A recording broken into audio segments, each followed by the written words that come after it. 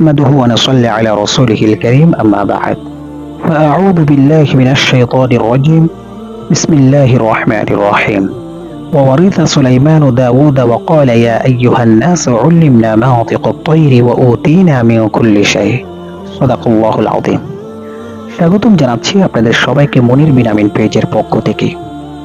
আজকে আমি আপনাদের সামনে আল্লাহ তাআলার একজন পছন্দের নবী হযরত সুলাইমান আলাইহিস সালাম সম্পর্কে কিছু কথা বলবো।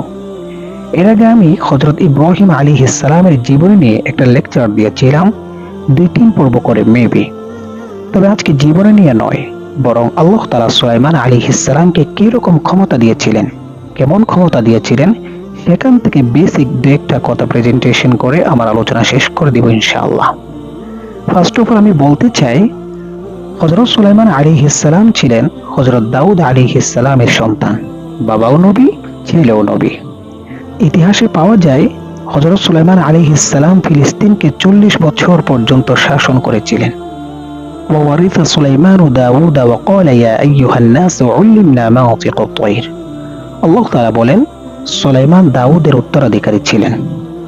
وقال يا أيها الناس, এবং তিনি বলেছিলেন হে লোক সকল, হে মানব সম্প্রদায়, উল্লিমনা মানতিক আত-তায়র, আল্লাহ তাআলা আমাকে উড়ন্ত পক্ষীকুলের ভাষা শিক্ষা দিয়েছেন। আল্লাহ তাআলা আমাকে পাখিদের ভাষা বোঝার ক্ষমতা দিয়েছেন। ওয়া উতিনা মিন কুল্লি শাই, এবং তিনি আমাকে সবকিছুই শিক্ষা দিয়েছেন। এটা যেমন তেমন ছোটখাটো কোনো কথা নয়। পাখিদের ভাষা বোঝা, দ্যাটস এ গ্রেট স্কিল, যেটা আল্লাহ তাআলা সুলাইমান আলাইহিস সালামকে দিয়েছিলেন। ইন্না হাযা লাহুয়াল ফাদলুল Mubin, definitely this is clear superiority, নিশ্চয়ই এটা সুস্পষ্ট শ্রেষ্ঠত্ব। তো একদিন সুলাইমান আলাইহিস সালাম তার সেনাবাহিনীদেরকে নিয়ে কোথাও একটা যুদ্ধে বা সফরে যাচ্ছিলেন।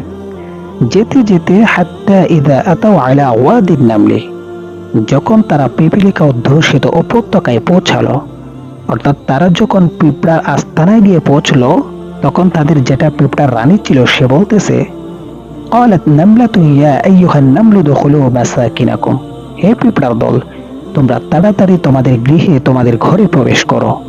লা ইয়াহতিমান্নাকুম সুলাইমান ওয়া জুনুদুহু ওয়া হুম লা ইয়াশউরুন, আদারওয়াইজ সুলাইমান ও তার বাহিনী অজ্ঞাতসারে তোমাদেরকে পিষ্ট করে ফেলবে।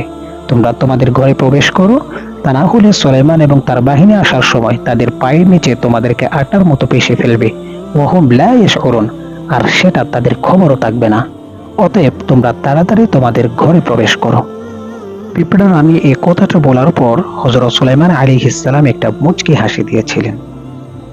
আমি আগেই বলেছিলাম ওয়া উতিনা মিন কুল্লি শাই, আল্লাহ তাআলা সুলাইমান আলাইহিস সালামকে সবকিছুই বোঝার, সবকিছুই শিক্ষা দিয়েছিলেন। তো পিঁপড়ার ভাষা বোঝার ক্ষমতাও হযরত সুলাইমান আলাইহিস সালামের আছে। ফাতাবাসসামা যাহিকাম মিন কওলিহা, তার কথা শুনে, অর্থাৎ পিঁপড়ার কথা শুনে হযরত সুলাইমান আলাইহিস সালাম মুচকি হাসলেন। وقال رب أوزعني أن أشكر نعمتك التي أنعمت علي وعلى والدي, এবং তিনি বললেন, অর্থাৎ সুলাইমান আলাইহিস সালাম বললেন, হে আমার পালনকর্তা, তুমি আমাকে তৌফিক দাও যাতে আমি তোমার নিয়ামতের শুকরিয়া আদায় করতে পারি, আমাকে ও আমার পিতামাতাকে যা দিয়েছো। ওয়া আন আ'মালা সালিহান তারদাহু ওয়া আদখিলনি বিরহমাতিকা ফি ইবাদিকা আস-সালিহিন, এবং যাতে আমি তোমার পছন্দনীয় সৎ কাজ করতে পারি এবং তোমার নিজ অনুগ্রহে আমাকে তোমার সৎ কর্মপরায়ণ বান্দাদের অন্তর্ভুক্ত করো।